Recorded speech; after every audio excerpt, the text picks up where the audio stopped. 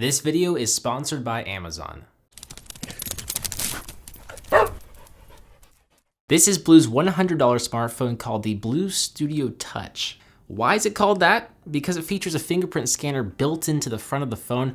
This little guy right here is the fingerprint scanner. It's not flanked by two capacitive touch navigation buttons, but it does also act as a physical home button. You can long press it and open up the recent apps tray. There is also a feature to perform a quick action based off a fingerprint. This is pretty unique, so say you want your index finger to open up Facebook when pressed on the scanner, you can do just that. It'll open up Facebook. Or you can link your fingerprint to a contact to call. That is also possible. The fingerprint scanner itself isn't very fast. It does take about 1.2 seconds on average to unlock the phone. So compared to a flagship smartphone, it's considerably slower, but in the grand scheme of things, it's really not too bad at all. I think what's a bit unusual with this setup is the on-screen navigation buttons. I wish BLU would have just adopted physical capacitive touch navigation buttons here. You would have more screen real estate and you wouldn't have to switch back and forth between a physical home button and on-screen navigation buttons. Now, the build quality of the phone is pretty good overall. There is a metallic frame that stretches around the entire device, giving it some integrity in the hands. The rear is also plastic, and while it's not slimy, it is a little bit slippery. There is a microSD card slot for expandable storage, which you will need since there's only 8 GB of storage built in. The 2500 mAh battery is non-removable. The Studio Touch features a 5-inch 720p display with a 294 pixel per inch index.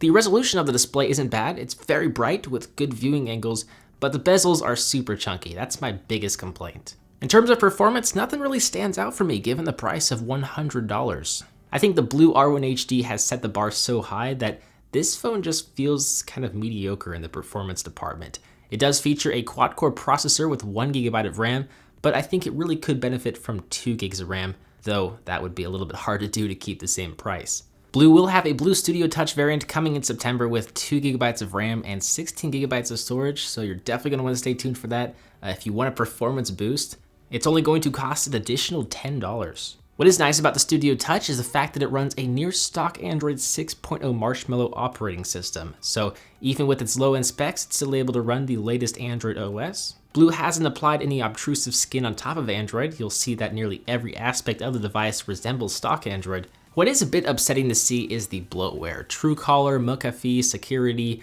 BLU Help, and some various Amazon applications, just to name a few. I will add that I do use Amazon applications, and you can uninstall these if you don't want them. Some apps can be completely removed, others cannot. But after running Geekbench 3 several times, it spit out an average single-core score of 400 and an average multi-core score of about 1200. The Studio Touch features an 8-megapixel rear-facing camera sensor and 5-megapixel front-facing camera sensor. I think picture quality is decent at best. I've noticed in my limited testing that pictures captured with this sensor, they tend to look a little bit faded and a little bit noisy. The color vibrancy and contrast could be fine-tuned some more with a software update, I think. The front-facing sensor is pretty good, captures some pretty good results relative to the competition. I mean, the bar hasn't been set too high for front-facing sensors. The addition of a flash is a pretty nice touch too. The rear-facing speaker is crispy, but also a tad bit tinny at the same time. Also, the placement is poor because when I have the device sitting on my desk playing a YouTube video or music, the sound gets a little bit muffled. The same can be said when holding the device in my hand. And given its 720p display and a low-end quad-core processor with 1 GB of RAM, the 2500 mAh battery is able to power the phone for a pretty long time. You should be able to get around 4 hours of screen-on time per charge, which is not too bad at all. Now, if you're looking for a low-end budget smartphone with a fingerprint scanner, your options are limited.